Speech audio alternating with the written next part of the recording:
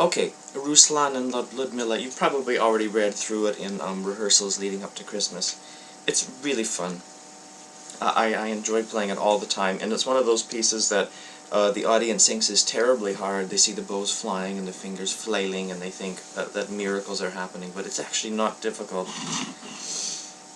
These are the kind of pieces that are nice. There are some that look extremely easy but are very hard, and they tend to be things like Mozart and early Beethoven and Haydn. They make very little impression, and people think that they're simple, but you and I know, of course, deep down inside, they're the most difficult. So let's get to work. A metronome on all the time. Don't practice even this for 5 minutes without a metronome. Okay, the global things you need to worry about are where you are on the bow and this particular stroke. Again, like I talked about in the last one with the Brahms, the spring-loadedness of the wrist and the fingers is important. Don't try to take this off the string. Trying to take the bow off the string is like trying to control a teenager. It usually doesn't work. The bow wants to leave the string. If you keep it in, try to keep it in, and get the springiness right, and you're flexible in your arms, it will usually come out on its own, but you have to get the flexibility right. You should actually see the wood of the bow bouncing, but the hair should not be leaving the string. If it is, you'll lose control. So, being in the right part of the bow is important for all of these eighth notes, which really fly. So,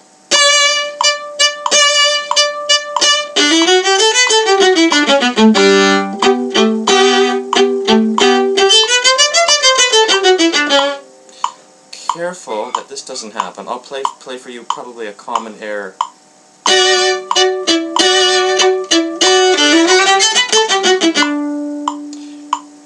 That common error was a lack of foresight. In the third bar, my quarter note, I used too much bow, and I was in the wrong place in order to play these notes. So it's target practice. When the eighth notes begin, you need to be close to the part of the bow where they're best played, which is slightly below middle. In fact, it's right around the balance point, which on my bow is here, or perhaps slightly higher.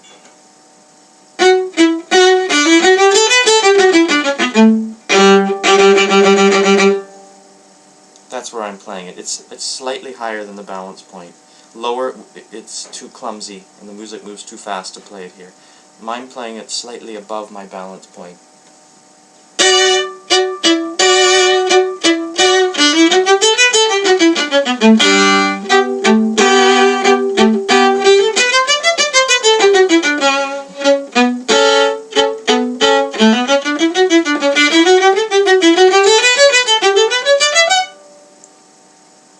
Yeah, and then one of my favorite images from a conductor that I love was these passages should be like toilet paper around the trees.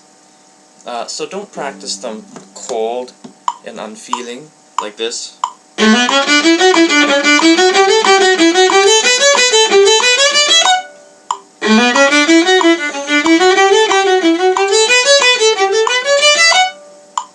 They should swirl in tempo. Okay. I like this fingering. Shift during the dot of the quarter note. And the bow should lift there. And these two are together.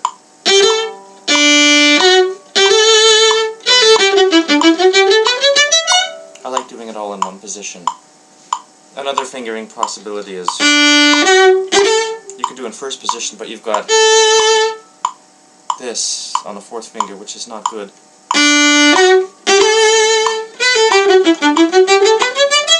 The great danger here is using too much bow on the dotted half. Again, I'll play you a common and terrible error.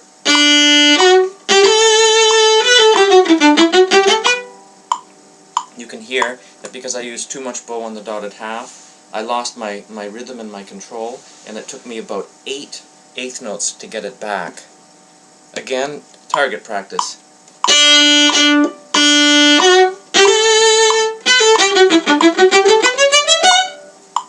Be in the right part of the bow at the right time. It's like life. Just be on time, be in the right place at the right time, and as Woody Allen says, that's 80% success. Just simply showing up on time, or being in the right place at the right time.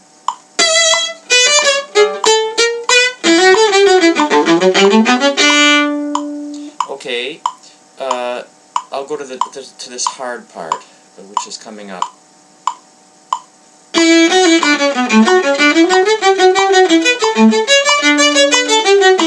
This is not hard in the left hand, it's hard on the bow. Make sure you're not overcrossing.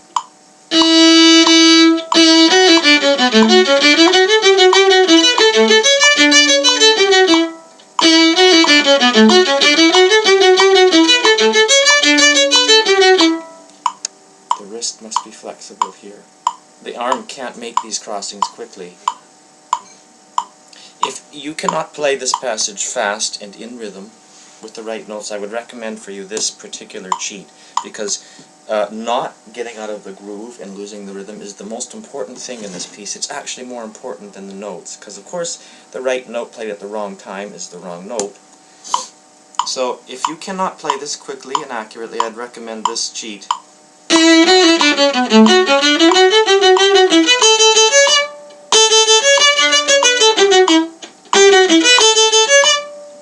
If doing this happens to you, if that sort of thing happens to you playing this passage, play 3 open A's here.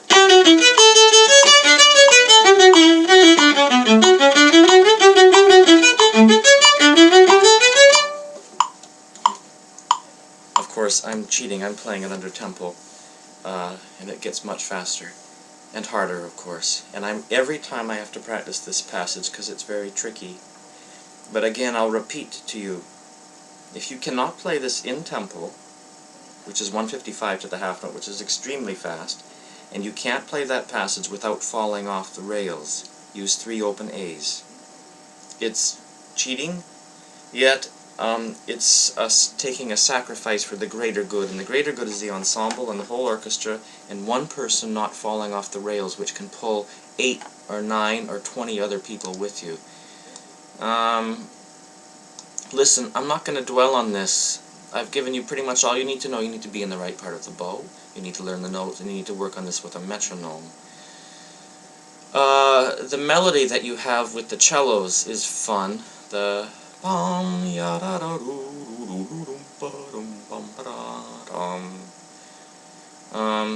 I'll do very quickly before I end this video.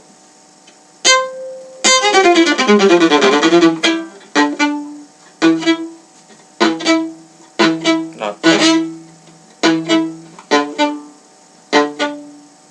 in the hand.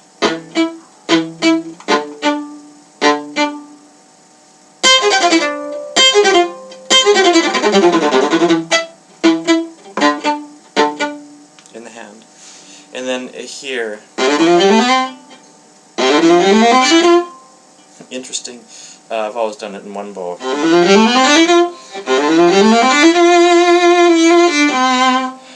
But here, make sure you start at the tip.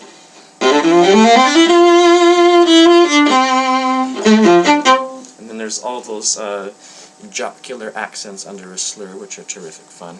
It's easy, it's not hard. First position is a fine fingering. This is kind of a viola section solo, kind of.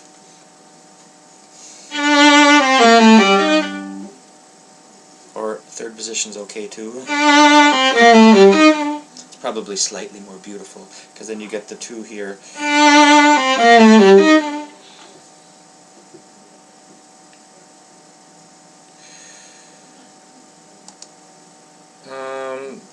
Honestly, that's it. It's not difficult if you just practice it carefully and slowly and you aim well. So I'll bring this video to a crushing halt and be done. Okay, see y'all.